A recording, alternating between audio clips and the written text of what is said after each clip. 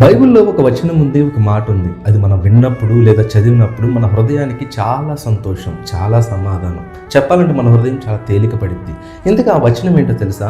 ప్రయాసపడి భారం మోయుచున్న సమస్త జనులారా, మీరు నా యొద్దకు రండి, నా శాంతిని మీకు అనుగ్రహిస్తాను అని. ఈ దినం మానవాళిగా మన జీవితంలో అనేకమైన భారాలు కలిగి ఉంటాం, అనేకమైన బాధ్యతలు కలిగి ఉంటాం. కొందరికి ఆరోగ్య భారం అయితే, మరికొందరికి ఆర్థిక భారం అయితే, కొందరికి మానసిక భారం అయితే, మరికొందరికి ఇంకో ఏదో భారం కలిగి జీవిస్తూ ఉంటారు. ఇలా ఏ భారం గుండా నువ్వు వెళ్తున్నావో మాకైతే తెలియదు, కానీ దీనికి సమాధానం యేసుక్రీస్తు వారి దగ్గర ఉంది. కనుక ఇది పూర్తిగా ఉచితం.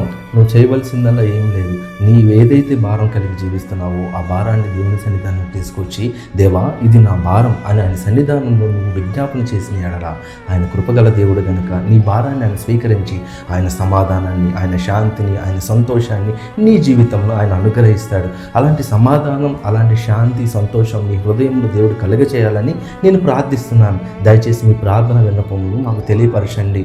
అలాగే దేవుని యొక్క కృప, సమాధానం నీకు ఎల్లవెల్ల తోడుగా ఉండాలని కోరుకుంటున్నాను. ఆమేన్.